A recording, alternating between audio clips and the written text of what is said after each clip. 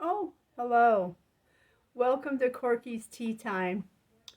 In case you're wondering, I'm having a cup of Vermont maple ginger. It is so warm, just very mellow, very mellow. Just very nice cup of tea. How do you drink your tea? Do you drink it with cream, sugar, or both cream and sugar? Well, that's not today's topic. Today's topic is patient advocate. Okay? You have to be your own patient advocate. Okay? You can also be a patient advocate for your pets when you go to the veterinarian. You speak up when you take them to the groomers. Okay? And you want your dogs and your cats and whatnot groomed certain ways. It's the same when you go to the vet. The veterinarian I take my dog to, he's like a farm veterinarian. And he's very fast, very quick, gets in and gets the job done. There are times where I have to tell him, you need to slow down so I can understand what you're doing. What are your plans of treatment. Because he'll move so quickly, he'll just hand me things and out the door he goes to his next patient. So I've had to be a patient advocate for my dog. And there's nothing wrong with that. Just be nice, be courteous, be gentle. And then when it comes back around to being a patient advocate for yourself, okay? There is nothing wrong ever at any time for speaking up for yourself. Whether you want a second opinion, whether you don't want to have a test done or an x-ray or a CAT scan or an MRI, they have other ways. They have other options that they can research to see what you're sick with if you're sick, or if you need medical help. They may say, this is the only way we can make this diagnosis on this disease. So you might have to give in. If you find yourself in a position to where you're not well, you're not strong enough to speak up for yourself and stand up for yourself, they have patient advocates right there in your facility. Whether it be at your doctor's office, whether it be at a hospital, whether it be at a clinic, nursing home, no matter if it's assisted living, senior living, it doesn't matter where you are, a children's hospital, there are patient advocates. And if you need that little extra help of communication, call on that advocate. Do not try to fight this battle by yourself, okay?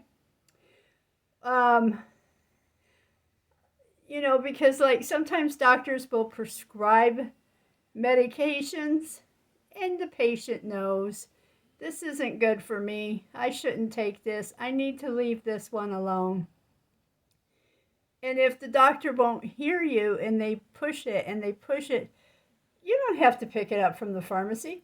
You are under no obligation to pick up that medication, and nobody is to judge you or say anything to you negatively if you don't pick it up. That is your personal choice. Anything that you think is not fitting the criteria for you, you don't have to tolerate it, okay? You are not to don't even beat up yourself and say, oh, they know what they're doing, they're the doctor. Sometimes doctors are not all the way on the same page as the patient. You got to remember they don't have the greatest bedside manners. They don't always have the greatest office manners. I'll give you one example. I went to a doctor one time and he said, did you know women your age come up with at least 7 different kinds of cancers? So we're going to go ahead and run all these tests to find cancers in you. I said, I don't have cancer. I know what I have. I've had it for years. I don't have cancer. Here I am, still to this day.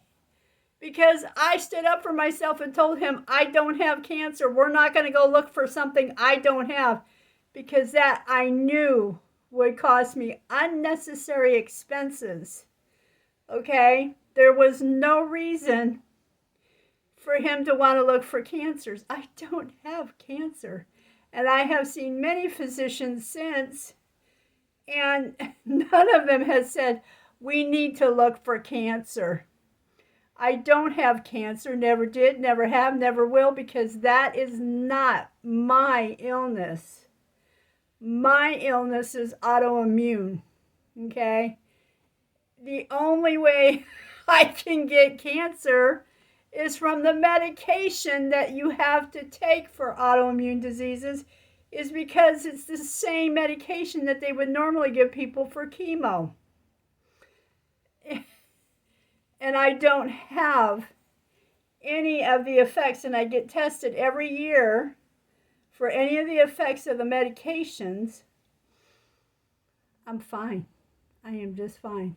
So be your patient advocate, okay?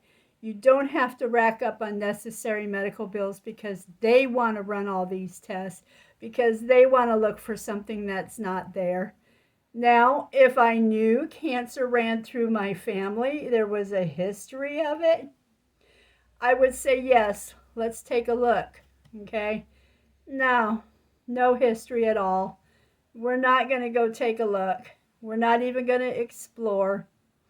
There is no reason to go look for something that doesn't exist in me. Then we loop back around to the pets, okay? I cannot believe that I see people take their dogs to the vets for things, I don't know, what do they call that, Munchausen by proxy? Is that what they're thinking? You know, their dog is sick with something, or their cat, or their animals?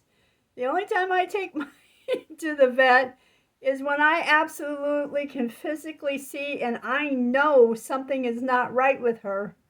Off to the vet we go, okay? Never would I ever say, oh, you can just wait or it'll go away. Not with my dog. No, that's my baby, okay? But I will tell you this. I have seen people go in there and they say, well, I'm going to get my dog's teeth cleaned. And every time I take my dog to the vet, they check her teeth and they say, her teeth are fine. It's like, I know. I don't know what to say, but her teeth are fine, you know?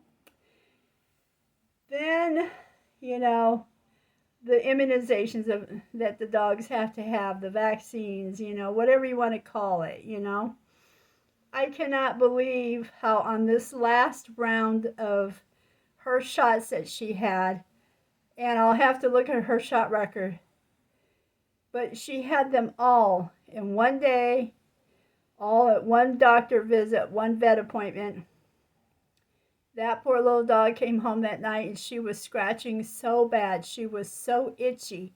And I called down there and I said, what should I do for her? And they go, oh, we can't tell you what to do. We're closed now, so you'll have to take her over to the emergency hospital. And I'm like, you caused this.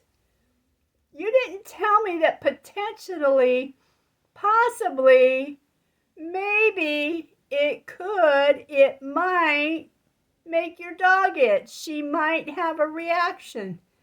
You know, it would have been nice if they would have said something. But they said nothing. And we ended up staying up all night with that poor itchy puppy. But she's great now. And I will never let them give her all the vaccines in one day at one visit. No way. And, you know, so we just have to be active and be our own patient advocates.